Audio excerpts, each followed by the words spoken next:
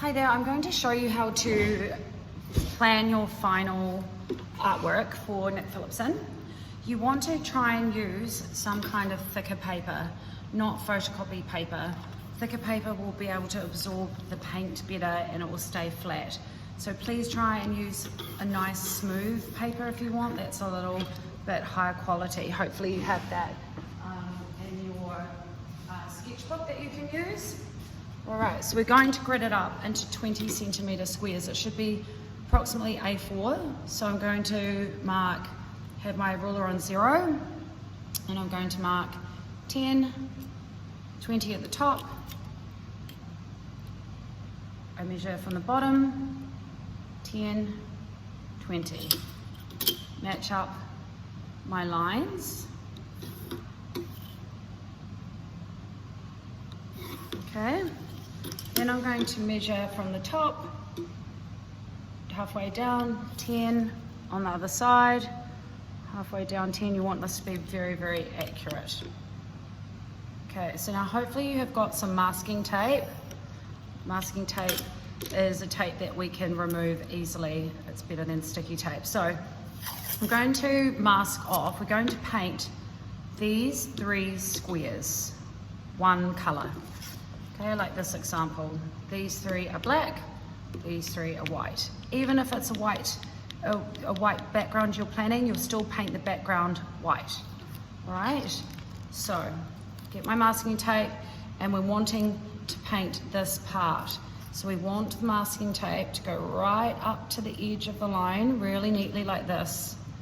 Press it down lightly so that paint is not going to get underneath it. Don't press it down really, really, really hard, because when you take the masking tape off, it may rip off the paper. We don't want that to happen. So we're going to paint this one and this one, all right? So pop my masking tape down really, really accurately right on the edge so that this edge is masked off nicely. We're then going to do the same with this one over here.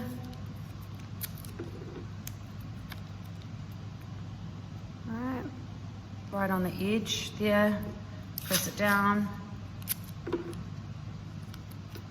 Okay, so we're going to paint these 2 first. This one last, because see, we can't do this one yet because it's covered. So we can't paint that, we're just going to concentrate on this one and this one. So you're going to pop your paint out. If you're mixing a colour, you want to make sure that you put out enough paint, mixing up your paint. So this is enough I can put more of this colour out. But if we were mixing, say, a pink colour, make sure you mix a good amount of it, because you don't want to paint these 2 and then get to this one and run out, and then you paint this and it's a different colour from these. It's very hard to mix colours and match them up exactly, okay? So I'm going to start with this corner one. I've got a nice large brush, all right? You may want to wet it first, but remember, if you do wet it, dry it with a hand towel or a tissue, okay? And look, I'm painting on a thin layer of paint. We're not trying to paint a big thick coat of paint at once. We want to smooth it out and have a nice thin layer of paint. It may still be see-through, that's okay, because we're going to paint a second layer or a second coat of paint. We want it to be as smooth as possible. If your paint starts to get sticky, add a small amount of water. All right, we don't, as soon as it starts, if you overwork it and you go over and over and over it, it dries quite quickly over here with the heat. So see that I'm painting this all in one direction, okay? So I'm painting it nicely. I've got a nice thin layer of paint. If I keep moving that, it will start to get sticky and it will go lumpy. So I paint that one layer, then I go over to this one, and I do the same. I paint a layer here. Just watch. We're not wanting you to apply the paint like this. When you apply it and it's like this, it's going to dry lumpy. When we go to do our detailing over top with writing and text, it's very hard to get straight lines because it's too lumpy. So don't use too much paint. You don't want to use too much. You don't want it to be watercolory. Okay, you don't want it to paint one this way and then one this way, or paint it on messily like this. We're trying to do lovely, lovely smooth layers of paint. So I haven't finished that one, but by the time I get to this one, hopefully it's dry. If it's not dry, use a hair dryer or wait for it to dry until it's completely dried. You're then going to paint a second very thin, smooth layer of paint. Then you'll go to this one. When it's dry, you'll paint a second layer of paint. Okay, then take off your masking tape really slowly and carefully so we don't rip the paper off. Okay, so I'm just very slowly taking the tape off. I've got a lovely sharp edge. Oh, it ripped a little bit then. If it does rip, don't worry about it, you can paint over it again.